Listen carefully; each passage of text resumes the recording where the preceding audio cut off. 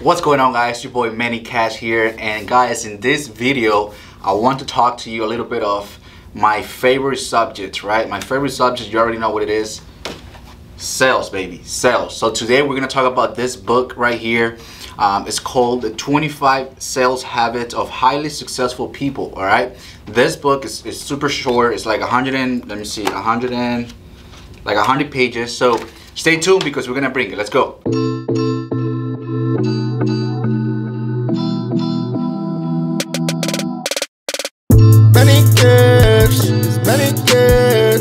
Poppin' fans, you know he got them stacks.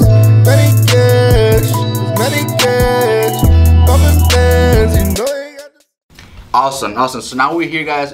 I want to go over some bullet points that this book talks about, what I learned, and how you can implement this in your business. Whether you're doing real estate wholesaling, whether you're doing sales in general, whether you're selling life insurance, cars, whatever you're selling.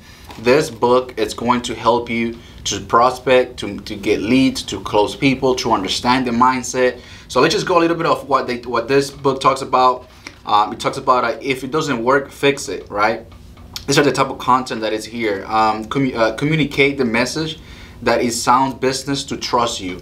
Ask the right question. This is important. I'm gonna go into this in a minute. Okay, ask the right question. Take the lead. Listen, learn, and lead. One more time. Listen, learn, and lead. Great subject right there. Engage the prospect, right? How are we gonna engage the prospect? Find key requirements. It's huge, important. What does the homeowner need? What does the client needs? What does your customer needs, right? Let's just say, take notes. Super important. You gotta take notes when you're prospecting. Know how to make your product or service fit somewhere else, right? So let's just go over the content a little bit here, and let me read some notes. As you can see here, I don't know if you can see, but I highlighted some stuff that got my attention. So let's go over this, guys, with you. By the way, if you like this type of content, go ahead and subscribe to the channel, like this video, because as you can see here, it has some books that had helped me in my career, my sales career, to close deals, multiple deals. Here and doing real estate business, and even before I was doing real estate, I was already into sales. So if you like this type of content, guys, before we keep moving forward, go ahead and subscribe and like this video, okay? All right, let's get it. Let's get to this. So let's start with if it doesn't work, fix it, right? And then he talks about, if your pitch doesn't work, change it a little bit, your script, your approach. If it's not working, try to change it a little bit. But then over here, in this part, it says communicate the message that it sounds business to trust you, right? And it also talks about leadership. And then he said, what makes a good leader? And then they got some bullet points. Number one, a good leader has a vision. Guys, important, right? If you are a leader and you're in an industry that requires leadership, you have to have a vision. That's just crucial, right? Number one. Number two, a good leader commands respect. Huge as well. You have to command respect so all the people can respect you, and understand what you're doing, and respect for who you are, right? A good leader sees the big picture. Huge. Again, you have to see beyond what you see in front of you. You have to think big. You have to see the bigger picture in your business. A good leader knows when to change direction. Important, right?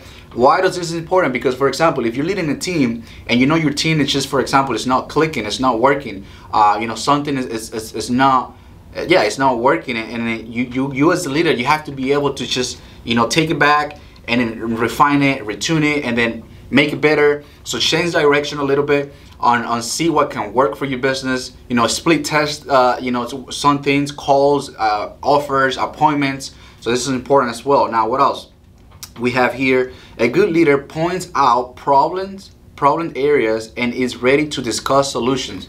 Another great one, right? Because we as leaders, we have to point out where the problem is at. Okay, if we identify that there is a problem on the sales process, okay, what is the solution for that? Is it are the leads the problem? Are the calls the problem? Are the follow-up process the problem, right? For example, for those of you guys, I know you guys are watching me because you guys do real estate wholesaling. If probably you guys are not getting contracts, you guys are just many like I've been dry. Well, okay, refine, right? Go back to what you were doing before that you were getting contract. Okay, how many offers are you making? How many follow-ups are you making? How many contracts are you sending out? How many appointments are you running a week, right? So refine that process, and then change. And if you identify the problem, it's probably the offer. You're being soft on the offer. So okay, now you find the problem, create a solution for that, right? Now, a good leader has confidence on both approach and attitude. Huge, guys. A good leader is big on attitude, right? Your attitude is what's going to open the door for you so other people can trust you and can do business for you. Important. And then last but not least, a good leader is accountable, right? If you're leading a team, or even you're leading yourself, right? Because if you're a leader, you have to lead yourself. You know, you have to be accountable to what you're doing on a day-to-day basis. And if you're leading your team, you know, keep your team accountable and have them keep you accountable as well. So that's just one of the subjects. Let's just keep moving on over here. And let me see, point out, oh, ask the right questions, right? This is important. Ask the right question. Know when it's time to move beyond the, how do I say this? The litany of pointless observations on, for example, like pretty much what they're saying is, you know, when we're on the phones and we're trying to talk about the weather, we're trying to talk about, you know, how nice the weather is, or how cold, or how bad the weather is, or, you know, what is your favorite, I don't know, color, or, you know, what is your favorite sport. So what we're trying to say is know when it's time for you to build rapport, but also just don't get too caught up into that, okay? Because it just becomes like, okay, what is the point in here? So get back to business. That's what pretty much the book in this part is saying, right? Let me see what else. You want to only prospect and lead to business, okay? Take the lead. Let me see here. All right, right here. Oof, important right here. Great. So he says, and the part where it says take the lead, right? Take the lead. This is on page 13, habit number 4. We have to take the lead. So pretty much what they're saying is your objective is to solve problems, not to make the prospect fit your preconceptions. I don't know how to say that. Preconception, right? Pretty much is your job when you call these homeowners, when you are prospecting this homeowner, your job is to find what they need, find their problems, and then you, based on what they need, you're gonna create a solution on that, guys. Let me see, let's go over a few more.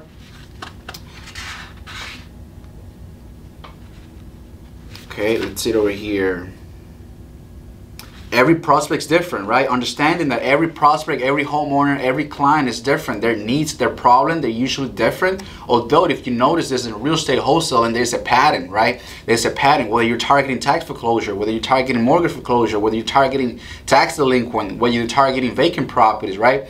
Yes, every problem in any house is different, but the pattern is they want to sell because they're in a financial situation where they need help, or they want to sell because either they need money, the property is vacant, and they need a solution, right? They need help from somebody. But usually, you know, I've done multiple deals in my career already, and the problems are different. Sometimes it's not even the money-wise, right? They don't even want the money. They just need to sell because probably they got divorced, right? Probably they're looking to move to a different city or a different state. So guys, you know, this is a little bit of video on this book right here. By the way, the link is down below. If you want to get it, it's only like $5.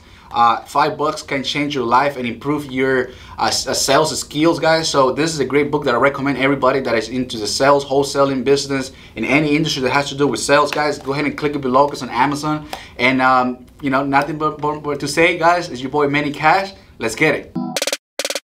Many cash, there's many cash. Poppin' fans, you know you got them.